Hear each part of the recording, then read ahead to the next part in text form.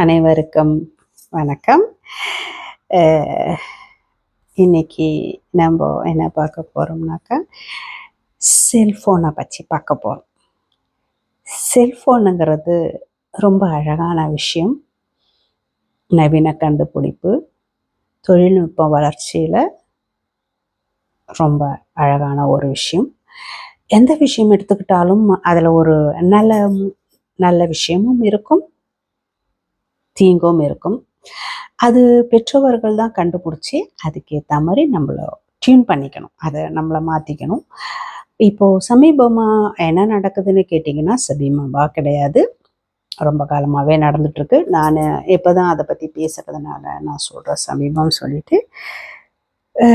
சின்ன குழந்தைக்கு கையில் கூட செல்ஃபோன் இருக்குது. அது பெற்றோர்களே கட்டாயப்படுத்தி அதுங்க கையில் கொடுத்துட்றாங்க. குழந்தைங்க கேட்குறது வேற விஷயம் இருந்தாலும் பெற்றோர்களே அதை கொடுக்குறாங்க. உதாரணத்துக்கு சில பெற்றோர்கள் என்ன பண்ணுறாங்கன்னா, சாப்பிடும்போது செல்லை அலிமே பண்ணி செல்லை ஆன் பண்ணி அதில் ஒரு பாட்டோ ஒரு அந்த கார்ட்டூன் விஷயங்களோ போட்டு சாப்பாடை ஊட்டுறாங்க. அப்படி தான் அந்த குழந்தைங்க சாப்பிடுதுங்க. அந்த செல்ஃபோன் இல்லைன்னா அந்த குழந்தை சாப்பிட மறுக்குது, சாப்பிட மாட்டாங்கிறான். ஆணாக இருக்கட்டும் பெண்ணாக இருக்கட்டும், குழந்தைகள் பொதுவாக சொல்கிறேன். அப்போது இது யாருடைய தப்பு? பெற்றவர்கள் தப்பு. அந்த அளவுக்கு அந்த குழந்தைங்க அந்த செல்லோட கனெக்ட் ஆயிட்டாங்க. அவங்கள அதுலேருந்து நம்ம பிரிக்கவே முடியாது. இது வளர வளர மாறுமா இல்லை இப்படியே தான் இருக்குமா? அது அந்த குழந்தைகளுக்கும் அந்த பெற்றோர்களுக்கும் தான் வெளிச்சம். ஆனால் இது நல்ல விஷயமானா நல்ல விஷயம் கிடையாது. எப்படி? அதை தான் நம்ம பார்க்க போகிறோம். அந்த குழந்தை சாப்பிடணும்னு ஆசைப்படுதா, இல்லை இவங்க ஃபோனை போட்டு அதில் அந்த கார்ட்டூனை காட்டுறதுனால சாப்பிடுதா? சரி, சாப்பிடுது. அப்படி சாப்பிட்ற உணவு அது என்ன உணவு அந்த குழந்தைக்கு தெரியுமா? அதை ருசிச்சு அந்த குழந்தை சாப்பிடுதா? இட்லி இதுதான் அது பேரு, தோசை இதுதான் அதோட பேரு அப்படிங்கிறதா அந்த குழந்தைங்களுக்கு தெரியுமான்னா எனக்கு சந்தேகமா இருக்குது. அதை போட்டா அந்த குழந்தை சாப்பிட்றா. எது கார்ட்டூனை போட்டாவோ இல்லை அதில் ஒரு பாட்டை போட்டாவோ அந்த செல்லு இருக்கணும், இருந்தால் தான் அவள் சாப்பிடுவாள். அப்போ அதை சாப்பிட்றா. இல்லைனா அவள் சாப்பிட மாட்டான். அவளோ அவனோ அந்த குழந்தைகளை சாப்பிட மாட்டான். அப்போ அது இருந்தால் தான் சாப்பிடுவாங்க. அந்த சாப்பாடோடைய ருசி என்ன அந்த குழந்தைக்கு தெரியுமா? அந்த சாப்பாடோட பேர் என்ன அந்த குழந்தைக்கு தெரியுமா? ஒரு நாளைக்கு கேட்டு பாருங்க, அதுக்கு எதுவுமே தெரியாது. இது இருந்தால் நம்ம வாய்க்குள்ள ஏதோ ஒன்று போகணும். எது? இந்த செல்லு இருந்தால். செல்லுங்கிறது சிறைய கூட செல்லுன்னு சொல்லுவாங்க. அப்படி நம்ம பிள்ளைகளும் சிறைக்குள்ள போயிட்டாங்க. அதனால பல பல அதாவது வயசு பெண்கள்லாம் ரொம்ப கெடுக்கப்படுறாங்க.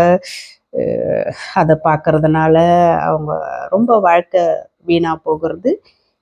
அந்த மாதிரி நிறைய விஷயங்கள் இந்த செல்லால நடந்துட்டு இருக்குது.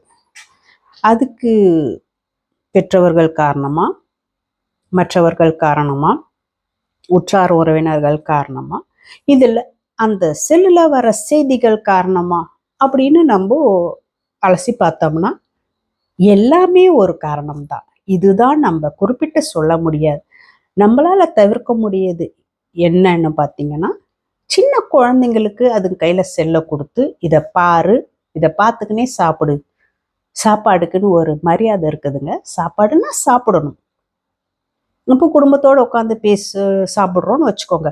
ஜாலியாக உட்காந்து பேசிக்கிட்டு சாப்பிட்டுக்கிட்டு நல்லா அழகாக அந்த சாப்பாடை ருசித்து அனுபவித்து செஞ்சவங்களுக்கு நன்றி சொல்லிட்டு, கடவுளுக்கு இன்னைக்கு சாப்பாடு நம்ம கொடுத்தாரு, இந்த கடவுளுக்கு நன்றி சொல்லிட்டு நிம்மதியாக சாப்பிடணும். அதுதானே தவிர அந்த சமயத்துலேயும் சாப்பிட்ற சமயத்துலையும் பெரியவங்களாக இருக்கட்டும், நடுத்தர வயதாக இருக்கட்டும், இளைஞர்களாகட்டும், குழந்தைகளாகட்டும், எல்லாருமே அந்த சமயத்தில் கூட செல்லை நோண்டிக்கின்னு சாப்பிட்றாங்க. அப்படி சாப்பிடும்போது அந்த காலத்துல இருந்த அந்த அந்யோன்யம், அந்த உணவுக்கும் வாய்க்கும் உள்ள அந்த அந்யோன்யமே இல்லாம போயிடுச்சு முதல்ல. அடுத்தது உற்றார் உறவினருக்கும் சாப்பாடுக்கும் உள்ள அந்த உறவுகளும் மரியாதைகளுமே இல்லாம போயிடுச்சு. கூப்பிட்டாங்களா, சாப்பிட்டோம். அந்த சமயத்துல ஒரு மெசேஜ் வருது, அதை பாக்குறாங்க, அதுக்கு பதில் அனுப்புறாங்க, அப்புறம் செல்ல நோண்டிட்டு இருக்காங்க, அப்படியே அடிக்கிறது, மெசேஜ் அனுப்புறது, இப்படியே தான் இருக்குதே தவிர ஒரு சாப்பாடுக்கான மரியாதை இல்லை. அந்த சாப்பாடை ரசிச்சு ருசிச்சு சாப்பிடுற தன்மை போய் போச்சு, இப்போ இல்லை. அந்த பெரியவங்கெல்லாம் பண்றாங்களா, நம்ம ஒன்றும் பண்ண முடியாது. நம்ம பேசினாலும் காதில் 2 பக்கமும் சந்து இருக்குது, எதுக்கு இந்த காதில் வாங்கி அந்த காலை விட்டுடுவாங்க. ஆனால் குழந்தைங்கள நம்ம தவிர்க்கலாம். குழந்தைங்களுக்கு அந்த மாதிரி செல்லை கொடுத்து இதை பார்த்து கொண்டு சாப்பிடு, இதை பார்த்தால்தான் நீ சாப்பிடுவாய், அதனால இதை போடணும் அப்படின்ற ஒரு சூழ்நிலைக்கு அதை கொண்டு வந்துடுறான். அதை பண்ணாதீங்க பெற்றோர்களே, உற்றோர்களே, தந்த தாத்தா பாட்டி யாரோ உறவினர் அனைவருக்கும் கேட்டுக்கிறேன், தயவு செஞ்சு செல்லை காட்டி சாப்பாடை ஊட்டாதீங்க. இதை பார்த்துட்டு நீ சாப்பிடு, இல்லைன்னா சாப்பிட மாட்டா. அப்போ என்ன பண்ணுறது? எங்க அந்த செல்லை போடுங்க, அதை பார்த்துக்கிட்டு அது சாப்பிட்டோம் அப்படின்னு மனைவி கணவனை பார்த்து சொல்கிறதும், இல்லை கணவன் ஏம்மா உனக்கு தான் தெரியாது இல்லை அது செல்லை பார்க்காம சாப்பிடாதுன்னு, அதை ஆன் பண்ணி போட்டு விடான் அப்படின்னு சொல்கிற கணவர்களும் தயவு செஞ்சு மாறுங்க. நிலாவை காட்டுங்க. நிலாவில் ஒரு குளிர்ச்சித்தன்மை இருக்குது, அதை பார்த்துக்கிட்டு சாப்பிடும்போது அந்த குளிர்ச்சித்தன்மை அந்த சாப்பாடுக்குள்ளே வரும்.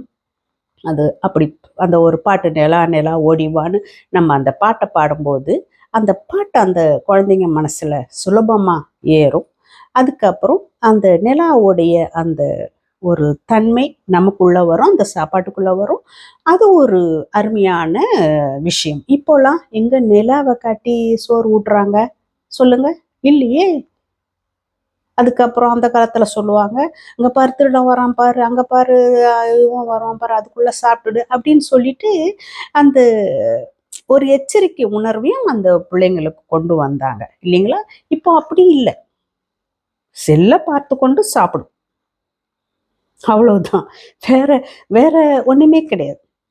அப்ப அந்த பிள்ளைக்கு தான் சாப்பிடுற உணவு என்ன என்றே தெரியாமலும், அதனுடைய சுவை என்ன என்பது தெரியாமலும், ஏன்னா நம்ம தனியா சாப்பாடுன்னு அதை கவனிச்சு சாப்பிடும்போது தான் என்னங்க இது புதுசா நல்லா இருக்குது, இதுக்கு பேர் என்னங்க அப்படின்னு தோணும். இது பேருங்களா, புதுசா நான் கண்டுபிடிச்சேன் கிச்சடின்னா, அப்போ எதை போட்டு செஞ்சீங்க, நல்லா இருக்குது அப்படின்னு நமக்கு கேட்க தோணும் இல்லைங்களா? அந்த ஒரு உணர்வுகளே இல்லாமல் இந்த காலத்து பிள்ளைகள் வளருகிறார்கள். இது முற்றிலும் தவறு. ஓகேங்களா? சாப்பிடும்போது சாப்பிடுங்க, சாப்பாடுக்கு ஒரு முக்கியத்துவம் கொடுங்க. அப்போதான் அந்த உணவு நல்லா இந்த வாயில இருக்கிற உமிழ் நீரை வச்சு நல்லா அரைச்சி சாப்பிடுங்க.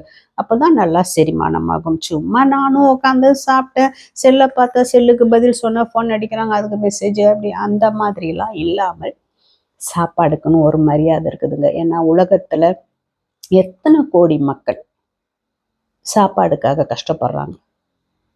அந்த அளவுக்கு வறுமை இந்தியாவில் இருக்குது இல்லைங்களா? அப்போது சாப்பாட்டுக்குன்னு ஒரு மரியாதையை கொடுங்க. அந்த சாப்பாட்டுக்கும் மரியாதை, அந்த சாப்பாடை சமைச்சவங்களுக்கும் ஒரு மரியாதை கொடுங்க. அப்போ தான் அந்த சாப்பாடு நன்றாக உள்ளே போய் செரிமானமாகும். இல்லை நம்ம டிவியை பார்த்துக்கிட்டா, அந்த காலத்தில் டிவிலாம் இருந்ததுங்களா? இல்லை, டிவி பார்த்துக்கிட்டு சாப்பிட்டாங்க, அதுவே தப்பு. இப்போ செல்லை பார்த்துக்கிட்டு சாப்பிட்றாங்க. செல்லு இல்லைன்னா ஒன்றுமே இல்லையா சொல்லுங்க? அப்படியெல்லாம் கிடையாதுங்க. மாறணும், நம்ம தான் மாறணும், நம்ம தான் மாற்றணும். சும்மா அதை கண்ணை தான் வச்சு சாப்பிடுவோம், அதை கண்ணை தான் வச்சு சாப்பிடுவோன்னா அப்படிலாம் ஒன்றுமே கிடையாதுங்க. நம்ம தான் அந்த கெட்ட பழக்கத்தை அந்த குழந்தைகளுக்கு உண்டுபடுத்தணும். மாற்ற வேண்டியதும் நம்ம தான். ஓகேங்களா? அதாவது 5ல் வளையாதது 50ல் வளையாததுன்னு சொல்லுவாங்க இல்லைங்களா? இப்போவே அந்த பசங்களுக்கு இந்த மாதிரி கெட்ட பழக்கங்கள் இருந்ததுனாக்கா பிற்காலத்தில் இதெல்லாம் எப்படி மாறும், எந்த மாதிரி போகும்னு அது கொஞ்சம் பெற்றோர் யோசிச்சு பார்க்கணும். ஓகேங்களா? இப்போ பார்த்தீங்கன்னா 12-15 வயசு எல்லாமே பிள்ளைகள் கண்ணாடிகள் போட ஆரம்பிச்சிடுறாங்க. கண்ணாடிகள்னா பார்வை கண்ணாடிகள், படிக்கிறதுக்கு மற்ற வேலைகள் செய்யறதுக்கு கண்ணாடி போடாமல் அவங்களால வேலை செய்ய முடியல. எங்கள் அம்மா வந்து சாகும்போது 85 வயசு இருக்கும்னு நினைக்கிறேன். அந்த அம்மா சாகிற வரைக்கும் கண்ணாடி போடாமல் தான் படித்தாங்க எங்கள் அம்மா. அவங்களால படிக்க முடிஞ்சுது. இப்போ இருக்கிற ஜெனரேஷனை பார்த்தீங்கன்னா கண்ணாடி இல்லாமல் இருக்க முடியல. கண்ணாடியோட தான் அதுக்கு காரணம் என்ன? அதுக்கப்புறம் இந்த கைகள், இந்த விரல்கள், உலகமே விரலுக்குள்ள அடங்கிடுச்சுன்னு சொன்னாங்க இந்த செல்லு வந்ததுனால. ஏன்னா அதை வச்சுட்டு அப்படி தட்டுறதுன்னு. ஆனால் இவர்களுடைய விரல்கள் வீணா போகுது. இதுக்கு உலகம் எந்த சொல்யூஷனும் கொடுக்க போறது கிடையாது. இவங்களுடைய மைண்டு வீணா போகுது. அதுக்கு உலகம் எந்த சொல்யூஷனும் கொடுக்காது. புரியுதுங்களா? பிஸ்னஸ் தான் அவங்களுடைய மைண்டு. பிஸ்னஸ் எப்படி புதுசா டெக்னாலஜியை கண்டுபிடிச்சி அதில் வருமானம் வர வைக்க முடியும், நம்மளுடைய பிஸ்னஸை பெருசு பண்ண முடியும்னு தான் வணிகதாரர்கள் பார்ப்பாங்களே தவிர உங்களுடைய உடல்நல பாதிப்பையோ, உங்களுடைய கண்கள் பாதிக்கப்படுவதையோ, உங்களுடைய மூளை வந்து அதனால கெடுவதையோ, அதிலிருந்து வர அந்த கதிர்வீச்சுகளால் நம்ம உடல்களில் என்னென்ன பாதிப்புகள் வருதுன்ற பக்க விளைவுகளை பற்றியும் எந்த கம்பெனிக்காரனும் சொல்ல மாட்டான். ஏன்னா அப்படி சொன்னோம்னா நீங்கள் வாங்க மாட்டீங்க. நீங்கள் வாங்கலைன்னா அவனுக்கு பிஸ்னஸ் லாஸ் ஆகும் இல்லைங்களா? இதெல்லாம் தான் அதில் இருக்குது. அதனால பிஸ்னஸ்காரன் அப்படி தான் பண்ணுவான். நமக்குன்னு இங்கே கடவுள் ஒன்று கொடுத்துருக்காரு பாருங்க. இது இங்கேயே பத்திரமா பூட்டி வச்சுக்கிறதுக்காக இல்லை. எது நல்லது எது கெட்டதுன்னு நமக்கு தெரியும் இல்லைங்களா? இல்லை நிறைய யூடியூப்காரங்க இது விஷயமா பேசுகிறாங்க. அதெல்லாம் பாருங்க. அதெல்லாம் பார்த்துட்டு நம்மளை எப்படி பாதுகாத்துக்கிறதுன்றத பெற்றவர்கள் பெரியவர்கள் முதல்ல புரிஞ்சுக்கோங்க. புரிஞ்சுக்கினதுக்கு அப்புறம் உங்க பிள்ளைகளுக்கு அதை எடுத்து சொல்லுங்க. கேட்டா சந்தோஷம், கேட்கலன்னா உன்னுடைய எதிர்காலம் தான் பாழாக போகுதுன்றதையும் தெளிவா சொல்லிடுங்க. அதுக்கப்புறம் முடிவு அவங்களுடையது. ஓகேங்களா? ஆனா நம்ம கடமைன்னு ஒண்ணு இருக்குது இல்லைங்களா? நம்ம பிள்ளைங்களை நம்ம நல்லபடியா வளர்க்கணும். நம்ம பெற்றவர்கள் நம்மளே எப்படி நல்லபடியா வளர்த்தாங்க. இன்னைக்கு எனக்கு 55 வயசு இந்த வருஷம் ஆக போது.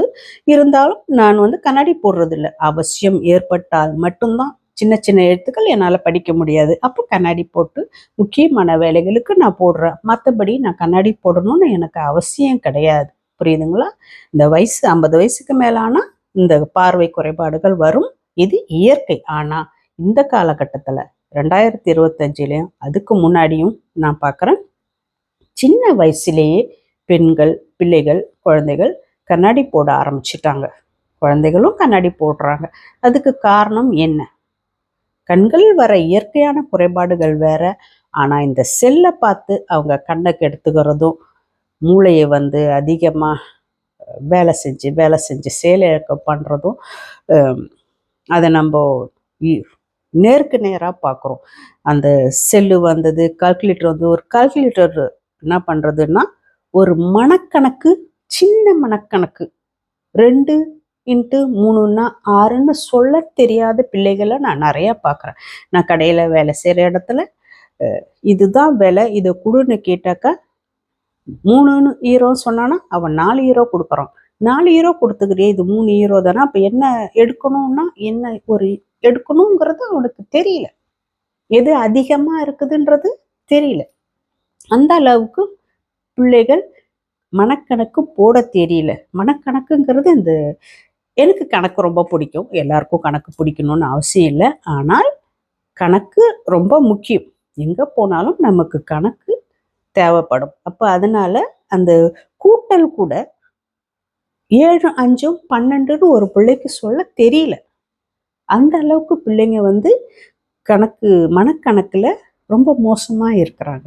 ஏன்னா கால்குலேட்டர் இருக்குது, உடனே எடு தட்டு அப்படின்னு ஆயிப்போச்சு உலகம். கொஞ்சம் மூளையை கசக்கி கூட்டல் கணக்கோ பெருக்கல் கணக்கோ அதை போட்டால் அது என்ன செய்யறதுன்னா நம்ம மூளையை வந்து வேலை செய்யும், இயக்க வைக்கும். நம்ம கணக்கு போட அது இல்லை, இப்போ இல்லை. எதுன்னா உடனே ஃபோன் எடு, அதில் கால்குலேட்டர் இருக்குது, அதை தட்டு, அது போடு, அப்படிதான். இப்போ கூட சமீபத்தில் நான் சூப்பர் சிங்கர் ஒரு இது பார்த்தேன். அதில் அந்த பொண்ணு இந்த மாதிரி கணக்கு போடுங்கன்னா உடனே செல்லை எடுத்து அதில் கால்குலேட்டர் தான் தேடுறாங்களே தவிர, நான் அதை வந்து அந்த பொண்ணு சொல்ல அந்த பிரியங்கா பண்ணதை நான் மனக்கணக்கு நானே போட்டேன். நான் பேப்பர்லேயும் எழுதலை, ஒன்றும் பண்ணலை. ஆனால் இப்போ இருக்கிற ஜெனரேஷனை பார்த்தீங்கன்னாக்கா அப்படிதான். செல்லு எடு, கால்குலேட்டர் எடு, அதில் வச்சு போடுறாங்க. அந்த அந்த அளவுக்கு உடம்பு வளையலை அப்படிதான் சொல்லணும். தயவு செஞ்சு பெற்றோர்களே, பெரியோர்களே, உற்றோர்களே, உறவினர்களே, பிள்ளைகள் வளர்ப்பு முறைங்கிறது சுலபமான விஷயம் இல்லை என்றாலும் இந்த தொழில்நுட்ப வளர்ச்சியில் போயிட்டு அதுக்கேற்ற மாதிரி பிள்ளைங்களை மாற்றி வளர்க்குறது பிள்ளைகளுக்கும் நல்லதில்லை, நமக்கும் நல்லதில்லை. நிலாவை காட்டி சோறை ஊட்டுங்க, செல்லை காட்டி சோறை ஊட்டாதீங்க. ஓகேங்களா? நீங்கள் செல்லை காட்டி சோறு ஊட்டினீங்கன்னா அவள் செல்லாதவளாக போயிடுவா. ஓகேங்களா? நிலவை காட்டி சோறு ஊட்டுங்க, நிலாவை போல் என்னைக்கும் உங்களை தொடர்ந்து வருவாள். ஓகேங்களா? சந்தோஷம். மறுபடியும் அடுத்த ஒரு வீடியோவில் உங்களை எல்லாம் சந்திக்கிறேன். பார்க்கலாம். அப்போ அது வரைக்கும் பாய் பாய். அனைவருக்கும் வணக்கம். மறுபடியும் நானே இன்னைக்கு ஒரு நல்ல எபிசோடு. இந்த எபிசோடு